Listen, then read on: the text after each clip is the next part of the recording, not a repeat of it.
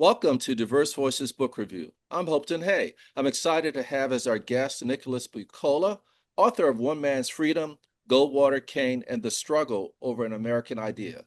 Nicholas is a writer, lecturer, and teacher who specializes in the area of American political thought. He is the author also of The Fire is Upon Us, James Baldwin, William F. Buckley Jr., and the Debate Over Race in America. And he is a professor of humanism and ethics in the Department of Government at Claremont McKenna College. And Nicholas, welcome to Diverse Voices Book Review. Thank you so much for having me, Hope, and I'm excited to share this time with you. So when you write a book with Martin Luther King and Barry Goldwater as your principals, that's a strange bedfellows. Yeah. What motivated you to write a book about their ideas of freedom in the same book? Yeah, I mean King and Goldwater together is a strange combo. There's plenty written about Martin Luther King, there's plenty written about Barry Goldwater, but this is the first book that brings these two together. And the reason I did that is because King and Goldwater, the same, crucial period in American political history, are leaders of freedom movements. And their freedom movements, in Goldwater's case, the conservative movement, in King's case, the civil rights movement. And they're freedom movements that are sort of like in this crucial period of development right at the same time. And yet they understand the idea of freedom to be something very, very different. And so I was really curious about freedom, this all-important American political idea, something we've been battling about the meaning of it since, the country began. I was really, curious about putting these two freedom leaders together and thinking about what it is they took freedom to be, how they thought freedom could be achieved in the world, and why it was that they viewed each other with such mutual suspicion. I thought looking at this historical story would help us, understand something really important about what's happened in our past, but also help us sort out what freedom means to us in the present. So when you bring up Barry Goldwater, there may be some people, since it's been 62 years since he ran for president against Lyndon Baines Johnson and lost in what at that point was a landslide. Hmm. So who is Barry Goldwater? Yeah, Goldwater is definitely the lesser known of the two figures I'm looking at. I mean, Goldwater, I think, is a really important figure and sort of often now forgotten figure. I think that one way to think about him is he's one of the history of American politics' most important losers. He loses that election, but if we work our way back from that moment and then think about what happens after, I think it helps us get a sense of why Goldwater is so important. Goldwater is somebody who kind of stumbles into politics. He's a businessman. His family has a department store chain in Arizona, the Goldwater department stores. He runs for the Phoenix City Council as his first political move as a kind of an outsider reformer candidate. And then he runs this dark horse candidacy for the Senate in 1952. He actually runs against the then Senate Majority Leader, Ernest McFarland. Arizona is an overwhelmingly Democratic state at the time. So Goldwater, he runs as a Republican. He doesn't think he has any chance of winning. Nobody thinks he has any chance of winning. And lo and behold, he wins. And he gets into the Senate and he's kind of like this fish out of water in the Senate. He doesn't quite sure what he's doing there. He isn't quite sure that he belongs there, but he finds his voice pretty quickly. And he finds his voice not as a senator, really, not as somebody who can build coalitions or legislate, but as somebody who can promote a particular set of ideas. He is made the Senate campaign chair by the Republicans very early in his Senate career. So they kind of send him out on the road. And essentially what he's doing is he's out there preaching what I call a gospel of freedom. So my first chapter in the book is called Prophets with a PH Rising. Goldwater is out on the road preaching a kind of particular philosophy of freedom. King is rising on the national scene as a leader in the civil rights movement, preaching another gospel of freedom. And so I think Goldwater is somebody who ends up throughout the 50s and 60s rising to the point where he becomes the sort of central figure associated with this new thing, the American conservative movement, the central political figure. And there's a lot of reasons why he kind of, I think, ends up occupying that role. But for contemporary listeners who don't know that much about him, the important thing to know is that Goldwater is really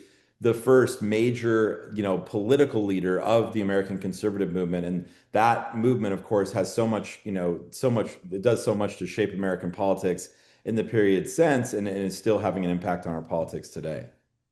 So when you talk about Barry Goldwater as leading a freedom movement, of course, I'm going to think is this a freedom movement that supported the oppression of African Americans, considering the situation we were in at the time? So when I look at Barry Goldwater, from my lens, I don't look at him as leading a freedom movement.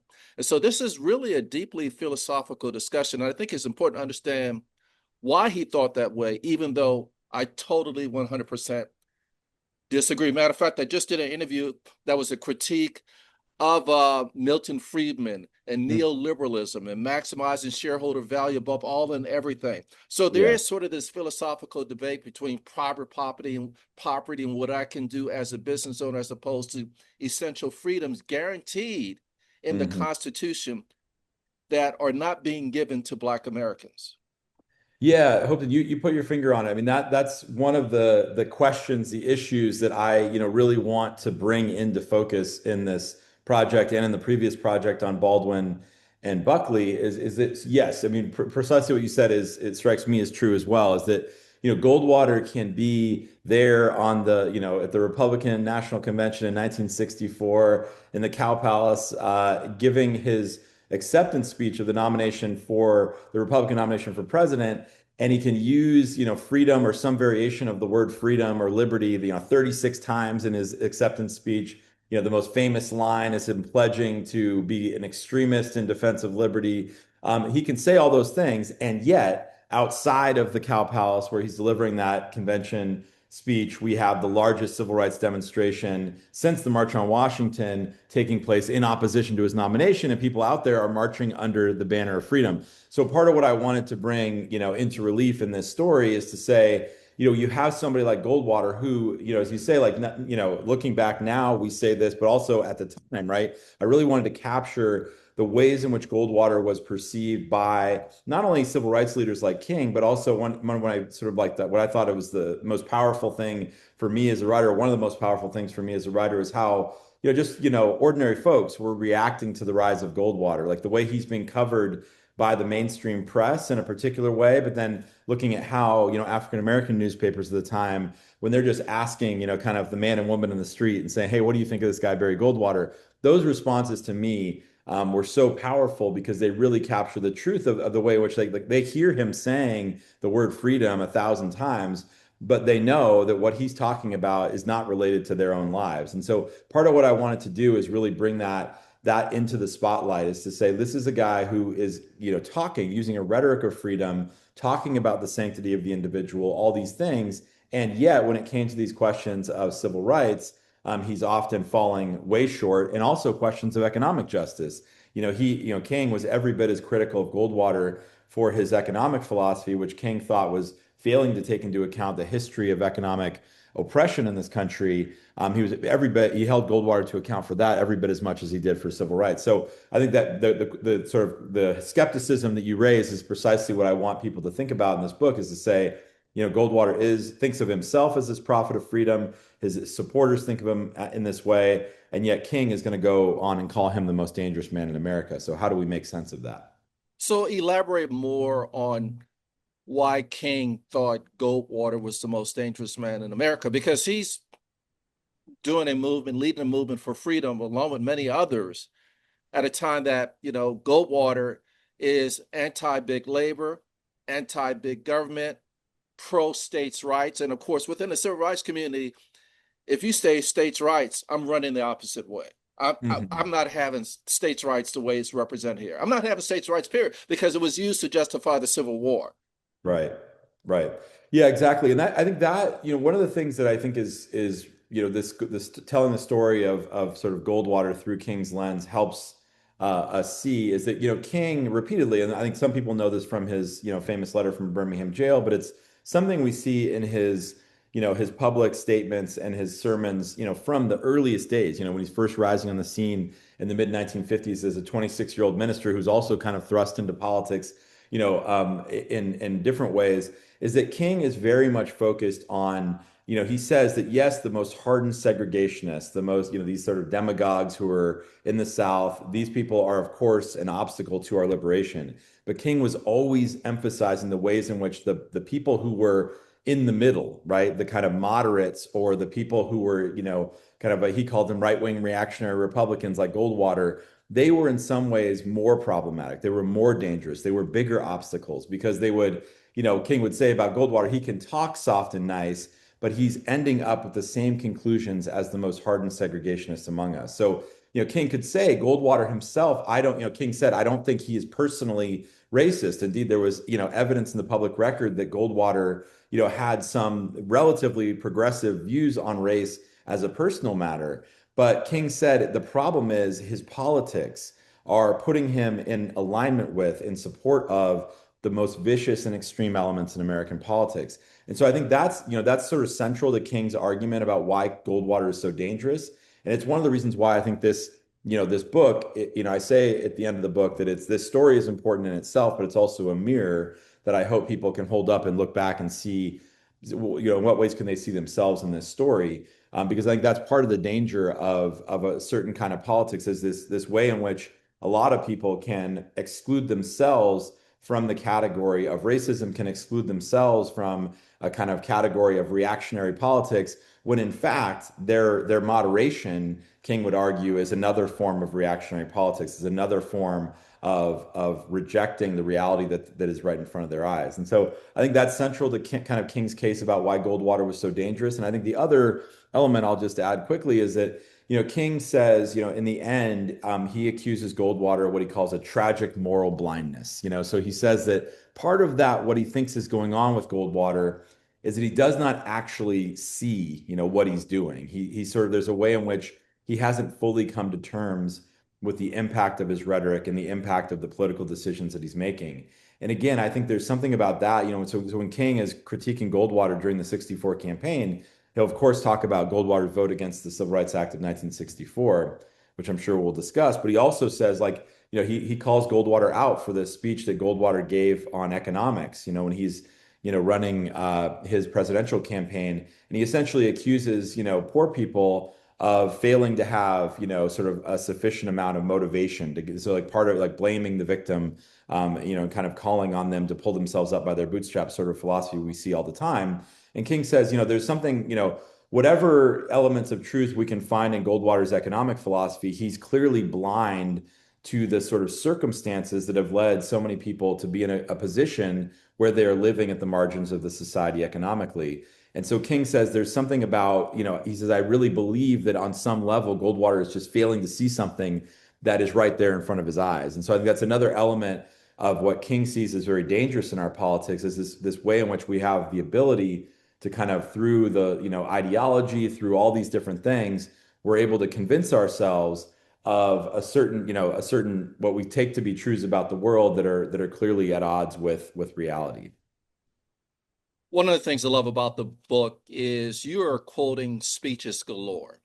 Martin Luther King speeches, Barry Goldwater speeches. So we have the direct evidence of exactly what they're saying. And so you're gonna have some surprises. So 1959 NAACP convention in New York, we have Martin Luther King quoting Leo Tolstoy, author of the famous novel War and Peace, which sort of never heard of. And I think the quote is, I cannot conceive of a man not being free unless he is dead. And furthermore, I believe you say that King says, any individual who is not concerned about his freedom commits an act of moral and spiritual suicide. And this also brings into play other philosophy like Jean-Paul Sartre, existentialism, the responsibility of an individual for their freedom. So we're dealing with some very interesting philosophical waters here. Why don't you break it down for us? Yeah, I mean, this is one of the things I love, about King. In the part I was talking to somebody about this just the other day about there's a kind of, the sort of humanity of King. He's been studied so much and thought about so much. But I mean, for me, as somebody who's like a college professor by day, I mean, it was really to read these passages from King where he's talking about his aspiration of he wants to be a college professor, he wants to have his congregation, and he wants to talk about old books. It's kind of he's somebody who's so deeply devoted to the life of the mind, and so when he's kind of dreaming of this life after activism, or where he can kind of retire to to the professoriate, it's kind of simultaneously touching and also kind of heartbreaking knowing how his life ends up going. But yeah, I mean, King is somebody who's so deeply committed to ideas. He's thinking about these things. He really is. He's thrust into politics, at the age of 26. He'd spent most of, the previous decade plus, thinking and like he was a student of philosophy, student of theology. He would, was thinking about Plato, he's thinking about Tolstoy, he's thinking about the existentialists. And so, I think when those moments, when, in the book, what I try to do, as you said, is I'm I'm trained as a political theorist. I'm thinking about, these sort of big ideas in politics. So I really dug deep into the archive, with both King and Goldwater, and looked at a lot of King's sermons and speeches and letters and memoranda and that sort of thing. And on the Goldwater side, went out to Arizona and really got into all his speeches and tried to understand, try to let them, as you say, kind of speak for themselves and try to understand what are they saying, what are they thinking, how are their own personal experiences and things they've read and philosophies they've thought about, how are they applying those to the world? I mean, that to me is what the real vibrancy of political theory is actually, thinking about how these ideas are being translated into real politics. And so, yeah, King, when he's going before these different audiences, he will often have, of course, as a preacher, he'll have a scriptural idea that he wants to get across or use that as a way to think about a particular political situation before him. Or I think usually it's both and with King, he'll have various philosophical ideas that he'll bring in to his analysis of a situation. So, I mean, that example you give with Tolstoy is very powerful. You think about the letter from a Birmingham jail where King is literally in a jail cell when he is drafting that letter for the first time. And in that letter, we see him citing, St. Augustine, Thomas Aquinas, Henry David Thoreau, Gandhi, Paul Tillich, Reinhold Niebuhr, Martin Buber, all these theologians, philosophers, and so on. And so King is always, kind of taking this sort of philosophy out of the clouds into the street, onto the ground, and saying, well, how do these ideas translate into what we're doing today? So that was one other thing. I mean, we started with this question of the odd, this odd coupling of Goldwater and King, is that they're so different in that regard as well, where King really is a deep, deep thinker, and he's thinking about how these things translate into real politics. And Goldwater is something else, and by his own admission, he's not very bookish, and he's not, he kind of governs, he acts in the world by instinct in a way. And I think part of what King is calling on him to do is to think harder. So talk about the major transitions each of them made in 1960. King left Montgomery to move back to Atlanta to co-pastor his father's church so he could devote more time to the Southern Christian Leadership Conference because he was having a hard time balancing both. So he needed less responsibility as a pastor so he could give more time to the movement. And at the same time, Goldwater published Conscious of a Conservative. Yeah, yeah, that's a really crucial moment, for both of them. And so 1960, and just for the country, right, the world, there's so much happening. Yeah, so King, I mean, it's a moment in the story that I'm telling in the book, kind of about at the midpoint, I guess, in the narrative, the major narrative of the book. And you have King on the one hand, as you say, like sort of recognizing in that period after the Montgomery bus boycott. He's sort of like figuring out how do I balance, my obligations as a pastor in Montgomery to now being on this kind of like national scene as, being identified as one of the major civil rights leaders in the country and having a very particular role within civil rights leadership as a sort of, prophet, conscience, moral prophet in a way. How do I balance that with these kind of local obligations? And by 60, as you say, he recognizes that he says, I can't really do justice to this job that I have in Montgomery, this thing that I was called to do. And this organization, the Southern Christian Leadership Conference, is like coming into its own. And he recognizes that he has this other role to play on the national scene. And so that moment is really crucial for him in trying to figure out what that looks like. And as he's getting greater access to the sort of halls of power, a little bit in the Eisenhower administration, but now with this new administration coming in, the Kennedys, what is it going to mean for the civil rights movement to have the Kennedys coming to power? And he's kind of grappling with how do I situate myself between the sort of activists that I've inspired, throughout, the country, including the student activists and the sit-in protests in the spring of 1960. And now I'm kind of having to also be a politician and deal with people like Kennedy. So that's happening with King. And then Goldwater, very, interesting moment for him where so many of, Republicans were, in some ways electorally were struggling, and Goldwater kind of makes it through in 1958. It's a bad year for Republicans. So many of his colleagues in the Senate get knocked out, and he stays, and he's kind of like, there kind of roaming the halls as the kind of this Lone Ranger for conservatism. And in 1960, there's this beginning to be this movement to draft Goldwater to run for president. And so he's very resistant to it at first. But I think in 60, it is this crucial moment where, leading up to the Republican convention in 1960, as you say, there's this kind of, this movement, the draft Goldwater people are trying to figure out how to bring him into the national spotlight even more beyond the conservative movement. And they do it by way of this book, The Conscience of a Conservative, this little paperback, ghostwritten by a conservative writer named L. Brent Bozell.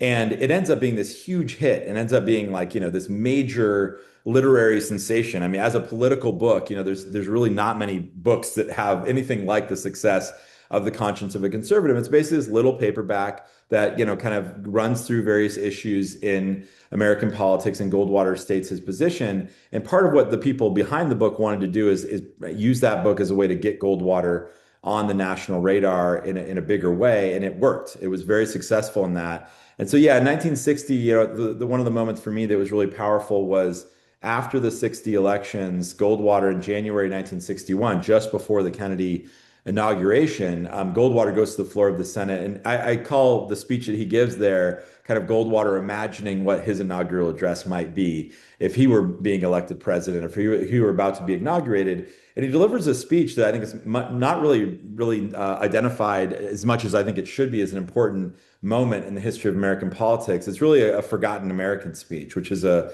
trope we've seen throughout American history and has certainly been central to the rise of the contemporary American right. And in this speech, Goldwater he sort of centers this idea of the forgotten American. And the forgotten American is the sort of like the quiet American who goes about his work and doesn't ruffle feathers and isn't an activist and just does his job and prays and takes care of his family. And so one of the things I raise in the book is again, using Goldwater's words, just putting them there before the reader to see is I asked the reader to say, like, what does the forgotten American look like in Goldwater's mind? And it's very clear from the rhetoric of the speech that, the forgotten American does, I think, kind of have a racial identity for Goldwater. He is critical in the speech of those loud civil rights groups who are causing a ruckus in the streets, and he's saying the forgotten American is minding his own business while they're doing that. So for me, it's one of these crucial moments, whereas King is sort of trying to amplify those voices that are raising these questions about freedom. Goldwater is trying to turn our attention away from that and saying that's not what being an American is all about. So it's 1963, and everybody knows what this means for the Martin Luther King career. We have the March on Washington. We have the famous I Have a Dream speech.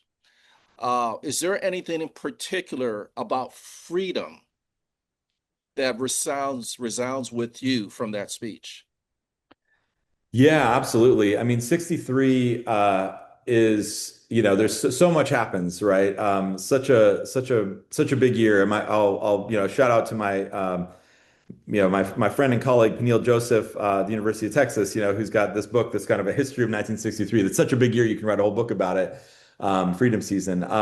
Yeah, and so I think, the march, I would say just two things. So, I mean, leading up to the March on Washington, the Birmingham campaign in 1963, I think this is a really crucial moment, for sort of King in so many different ways as an activist and as a thinker, and sort of, bringing the movement to, this point of confrontation with the sort of what Jim Crow, the power of Jim Crow in this particular city, and bringing that onto the international scene. But yeah, the March on Washington speech, I think we think about the March on Washington, it's important to remember, right? It is a march for jobs and freedom, right? So that right there, it just in the way it's framed, by Bayard Rustin, A. Philip Randolph, and others, is really this intersection of both the quest for racial justice and the quest for economic justice and all the ways in which those two things are related to each other.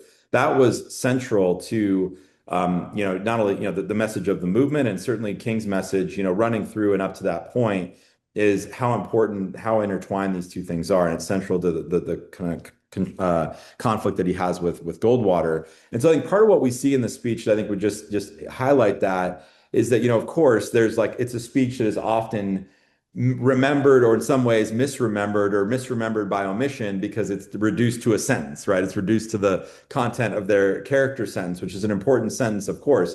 But everything that comes before that and everything after that is also important. And King is saying that we've been issued a promissory note, and it's time to fulfill the promissory note. And part of that is, King wants to draw our attention to the ways in which we have to always, remember the ways in which history is present in all that we do. He's there standing, in the shadow of the Lincoln Memorial saying, look, like it has been 100 years since Lincoln issued this Emancipation Proclamation. And so if we're thinking about what does it mean for people to be free in this society, what are the ways in which we're falling short of realizing the promise of freedom in the society? And for King, it's really, one of the things I try to really highlight in the book is that Goldwater is often emphasizing this idea of freedom as freedom from. You have to be free from interference by quote unquote big government.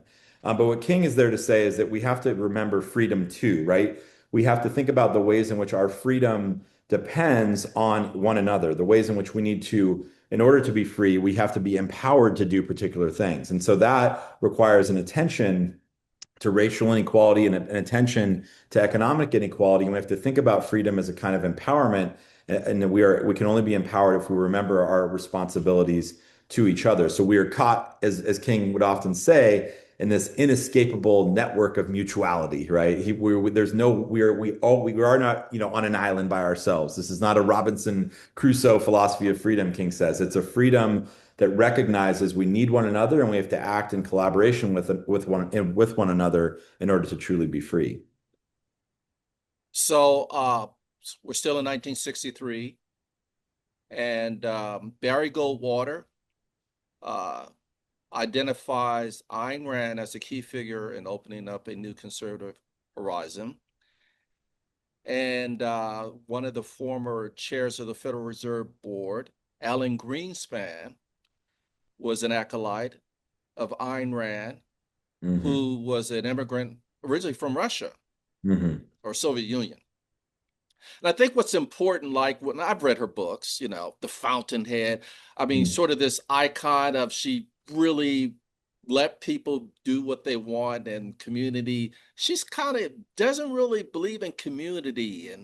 And so this is sort of counterintuitive to the extent that they have a conservative movement, but that believes in Ayn Rand, at least for him, is one of the things is with Ayn Rand. But you're saying that we don't really believe in giving other people the same level of opportunities, but yet we're going to come together as a movement, but oppose these other movements. I'm kind of curious briefly on Ayn Rand because she's like, if we look at the deregulation that happened under Clinton administration, the Glass-Steagall Act, which limited the ability of insurance companies to go into the financial side, and some have said that the Great Recession of 2008 was caused by this deregulation, caused by Alan Greenspan, who believed in just letting the market do the market. And so I'm kind of going off on a tangent here, so please forgive me. That's okay. But when we talk, Ayn Rand is a figure that I think for those of us who are looking at why are we where we are today, or Milton Friedman, or neoliberalism, all these philosophies that affected how corporations were operated, how they wanted to be solely accountable to the shareholder without regard to their workers, without regard to the communities that they serve. And so I'm just going to let you take it from there. I've kind of thrown a lot of different ideas.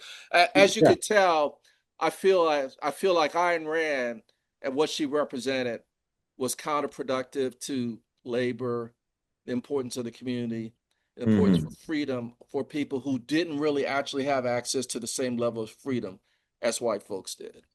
Yeah, and I think that's, yeah, I mean, I think it's another really important moment, in the book, and part of what I'm getting at in this story, and certainly it comes through in the Baldwin Buckley book, and I'm probably gonna, my idea is to write a trilogy, sort of thinking about the civil rights and conservative movements together. So the research I'm doing now is kind of also in this area, and part of the reason I mentioned that is that, I think that you identify, right, this sort of way in which the kind of the atmosphere of ideas, right, that are influencing these political figures like Goldwater.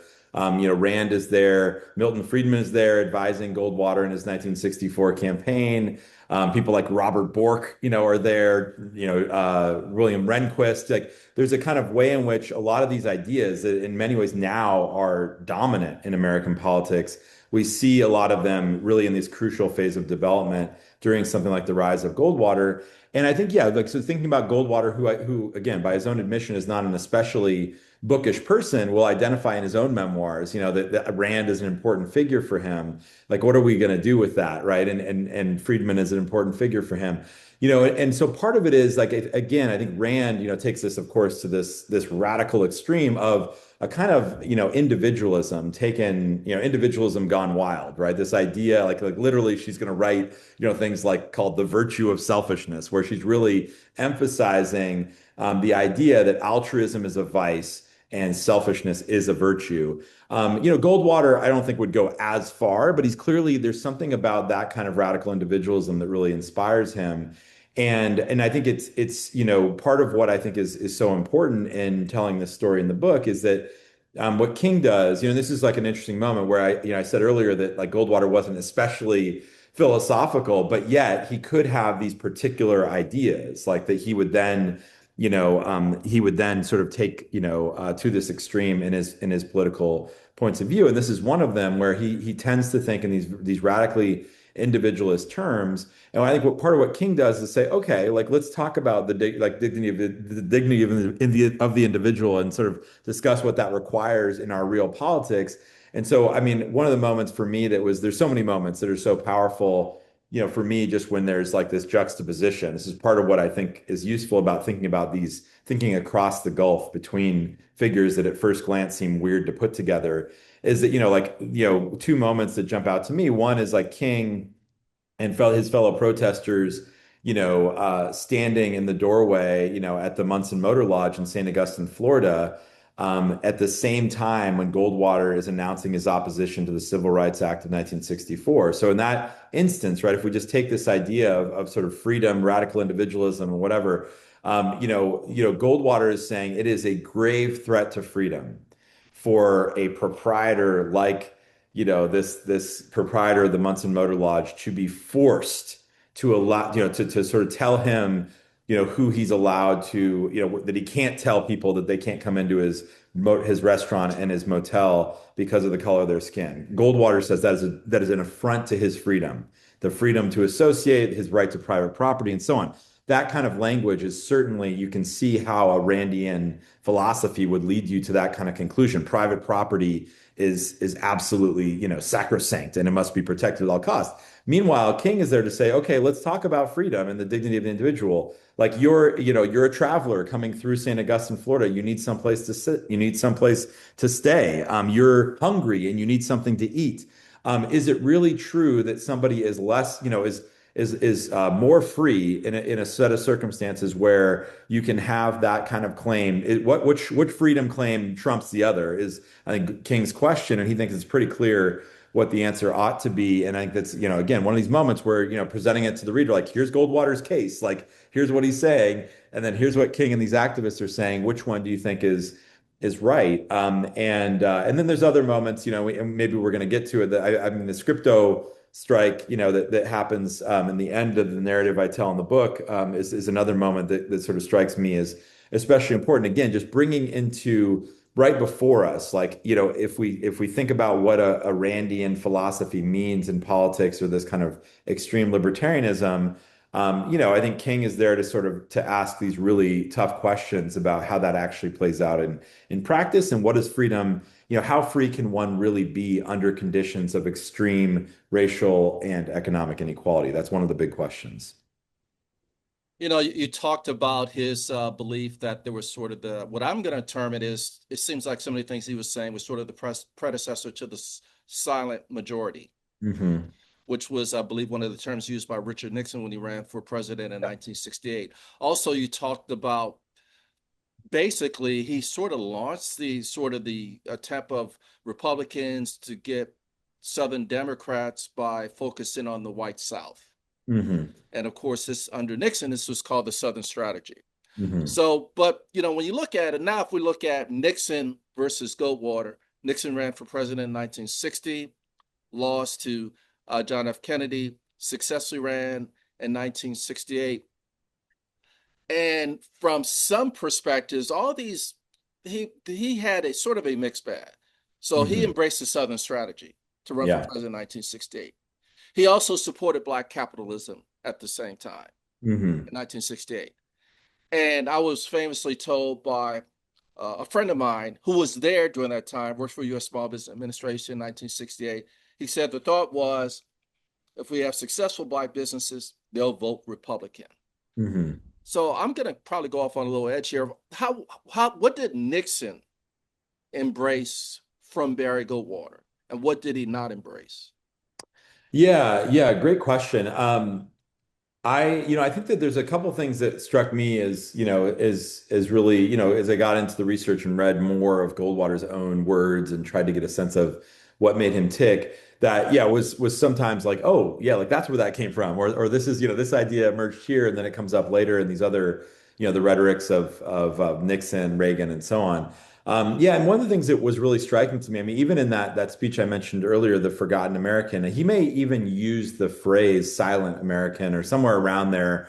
There's an interview he does on like one of the CBS morning shows just after he gives the Forgotten American speech, and he draws on the speech, and I think it might be in the interview on CBS where he uses this that he describes the Forgotten American as a silent American. So there's a kind of element of that I think is really, really, there in Goldwater's rhetoric and is crucial. And this is one of those things that's kind of like exists in an uneasy tension with the all the stuff I just described, this kind of like libertarian Goldwater. There's that there, but then a lot of the language of Nixon that will be crucial to this, right? The law and order Nixon is also there in Goldwater. And this is something I think is often forgotten about Goldwater, is he's remembered by his champions as this kind of radical libertarian figure. But there's a lot, some of the law and order kind of authoritarianism is present, including during the 64 campaign, and so one of the things I talk about quite a bit in the book is the ways in which Goldwater is kind of doing this, it has this kind of libertarian streak, which is clearly there as kind of central to his political identity.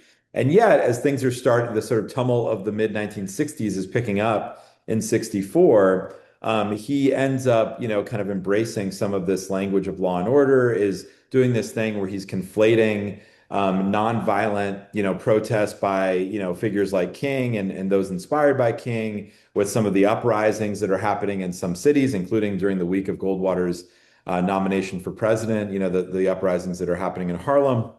Goldwater's doing this thing where he's smashing all these things together, and he's saying they're all a sign of the kind of moral corrosion of the country and a breakdown in law and order. And he's really calling for a much more authoritarian approach when it came to a lot of those questions. So there's that.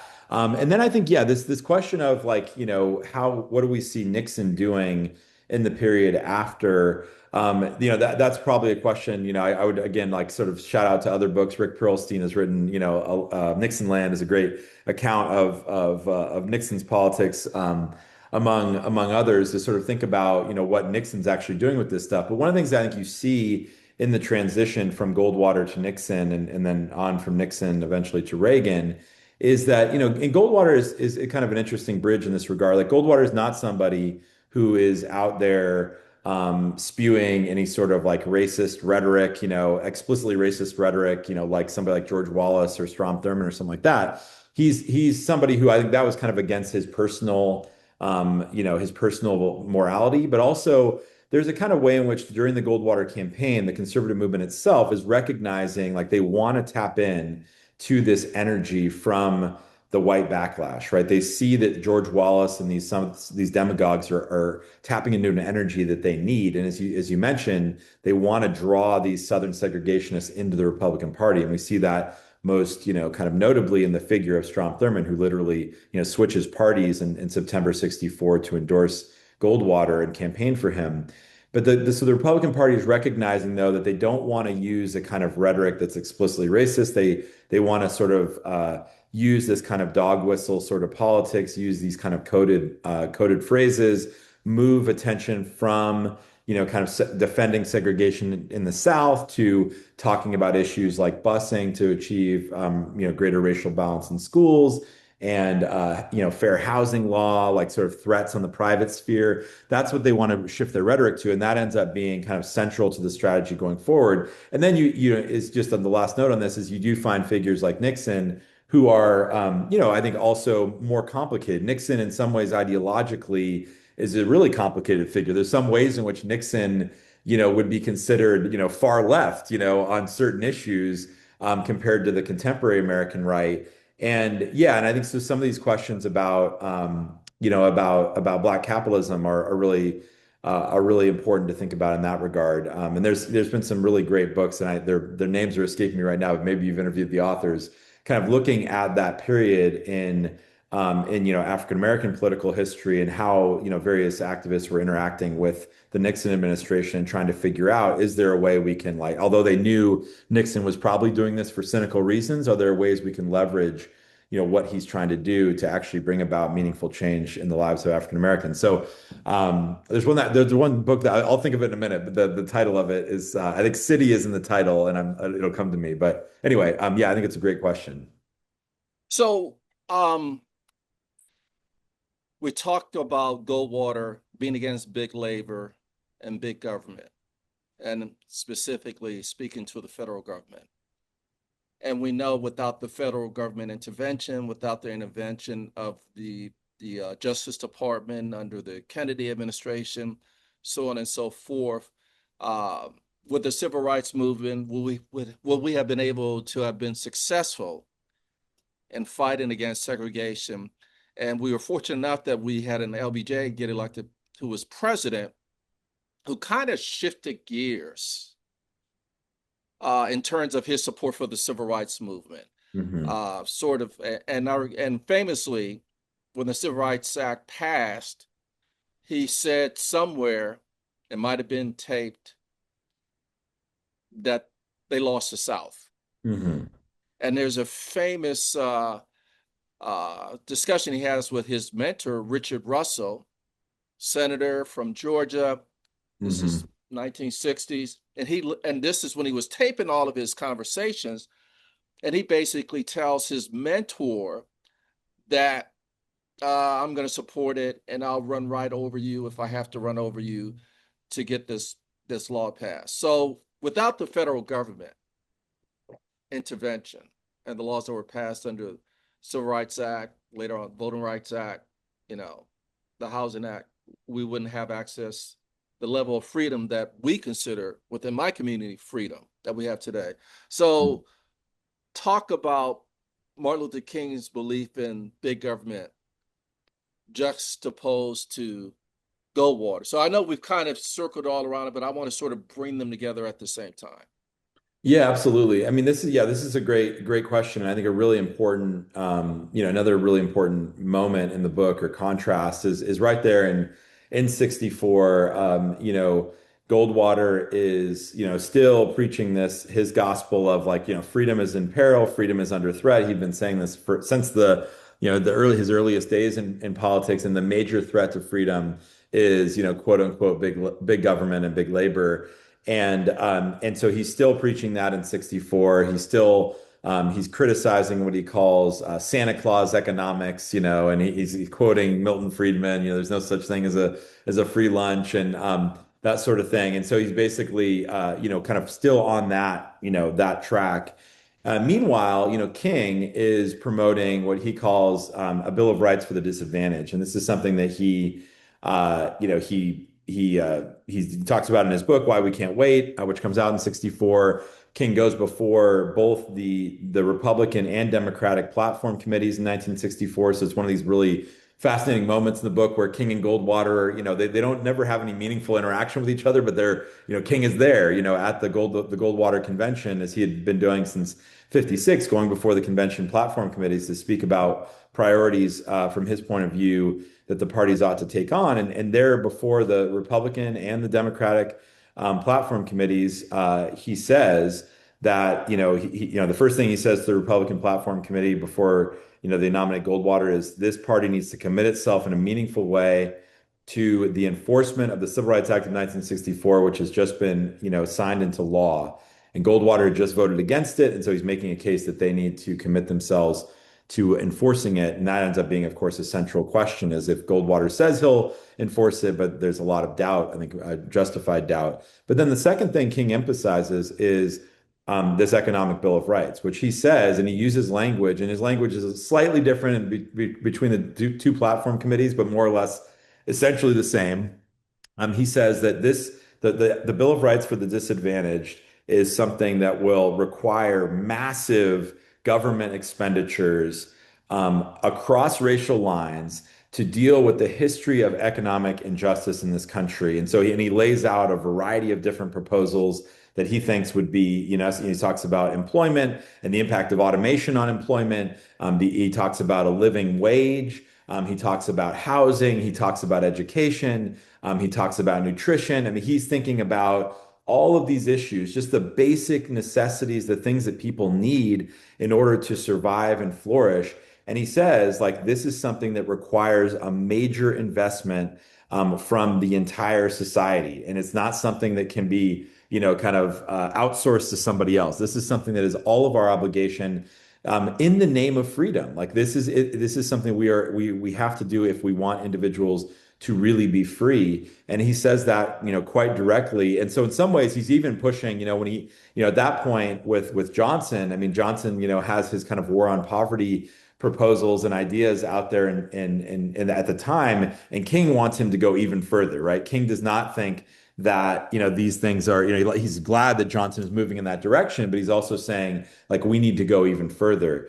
And in some ways, King anticipated what was about to happen, which is that, in California, for example, just to give one example, he knew that, the sort of California's legislature had passed a fair housing law in 1963, and it was on the ballot to, this referendum to repeal that fair housing law was on the ballot in 1964, and many people who cast their ballot for Johnson also voted to overturn that fair housing law. So King knew that like there was an important step taken in getting the Civil Rights Act of 1964 passed. He knew that electing Johnson was very important in terms of the political future, but he also had a sense of just how much work there was to be done. And so I think there's a kind of way in which that contrast is, another crucial moment in this story and why it is that Goldwater and King, viewed each other with such suspicion. What did you learn about King that you were really surprised to learn about from studying his life and his work, his speeches, his sermons between 1955 and 1964? Yeah, I mean, I think King. It's one of those tricky things writing a book that where King is a central figure. He's probably like it's like Jesus, Abraham Lincoln, Shakespeare, and King are sort of the top five of people who have had books written about them.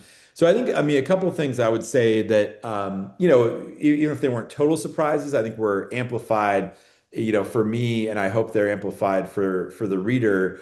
Is one is I really wanted to, emphasize and bring, before the audience in a powerful way to contribute to what other scholars have already done, the ways in which King was viewed with suspicion by a large majority of white people in his time, right? And this is a story that's often told now is that, oh, like King became unpopular later in his life because of all the anti-Vietnam war activism. No, no, no, no. I mean, sort of one of the things that I've been pointing out to people is, in May 1963, Pew, major, polling organization is trying to get a sense of the favorability, unfavorability views of King. And so among white people, oh, it was like over it was about like I think it was high 60s, high 60% of white people disapproved of Martin Luther King in May 1963.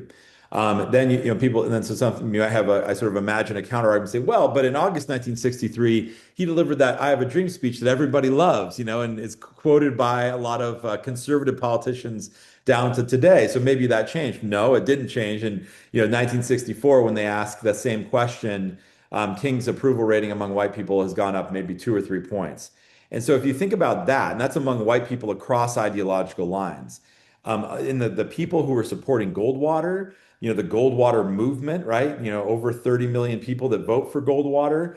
You have, of course, that solid South that was solidly Democratic. That sort of Goldwater wins only five. He wins, the five deep South states, and he barely wins his native Arizona.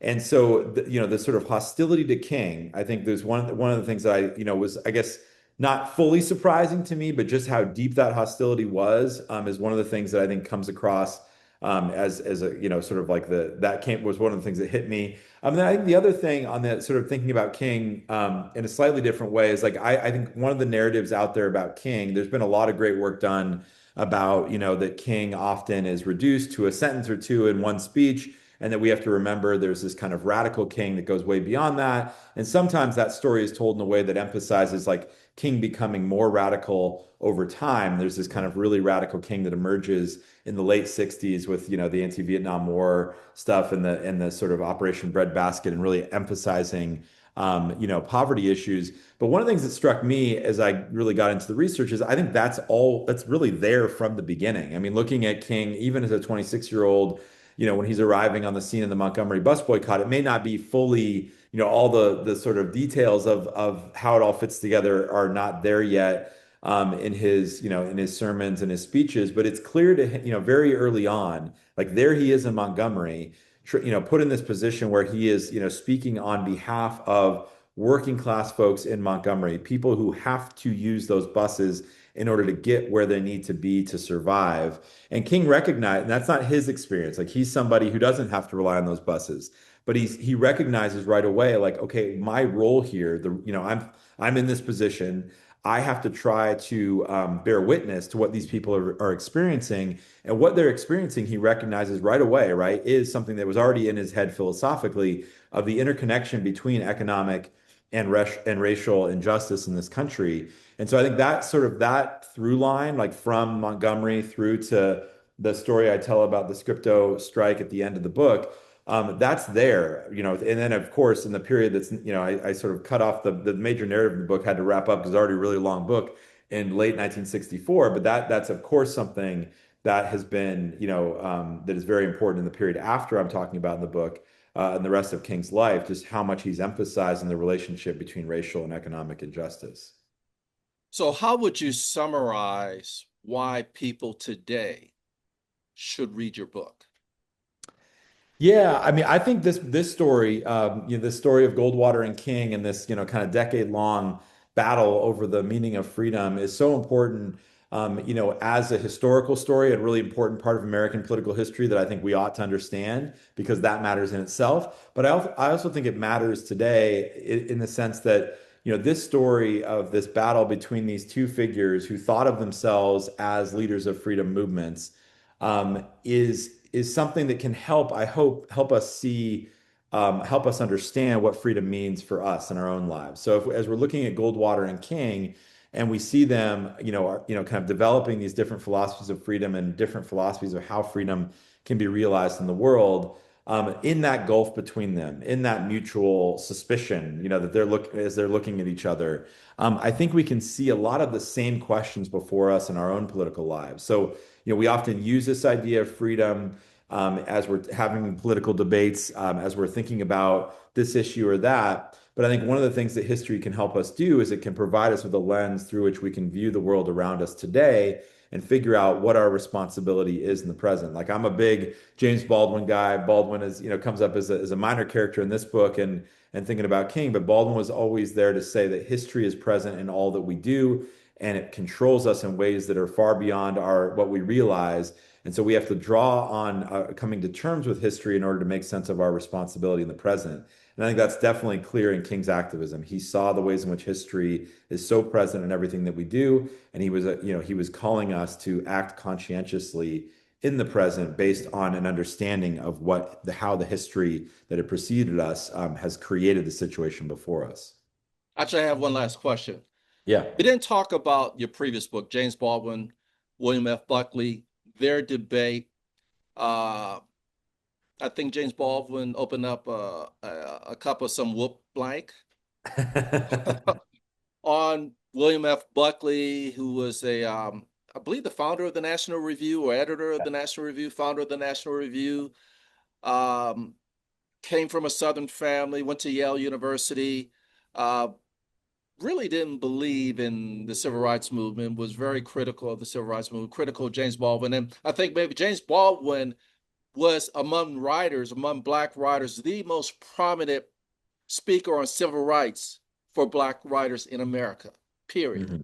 Hmm. Matter of fact, he was so prominent that the FBI had a file on him. Hmm. And the FBI, there was an academic who wrote a book about the FBI monitoring writers, and they have more files, more paperwork on James Baldwin than any other Black writer. So, talk a little bit about your James Baldwin, William F. Buckley book and how that sort of led to this Your Thought trilogy. But I'm going to ask you to be sort of summarize it quickly.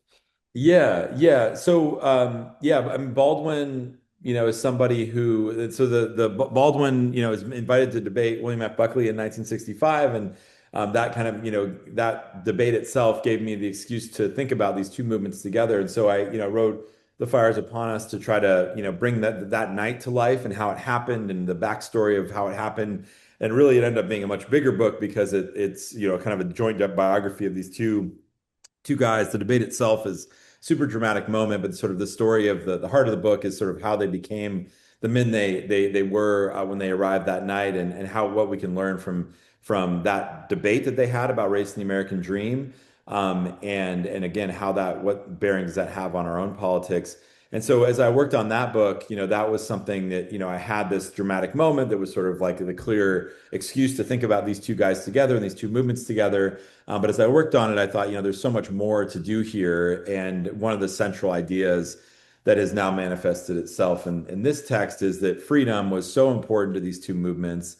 And yet they are at odds with each other at almost every turn. And so, as somebody, as a political theorist who teaches a class called What is Freedom, it seemed to me like that philosophical question of like when we think about what freedom is, what we have to do as, what I have to do as a scholar is to say, like, in order to make sense of that, one of the things we can do is actually look at these political actors and how they're using the idea, how they're acting on the idea, not only what they think the idea is, but as one of my students put it, trying to capture what freedom feels like, for these different people and these different movements.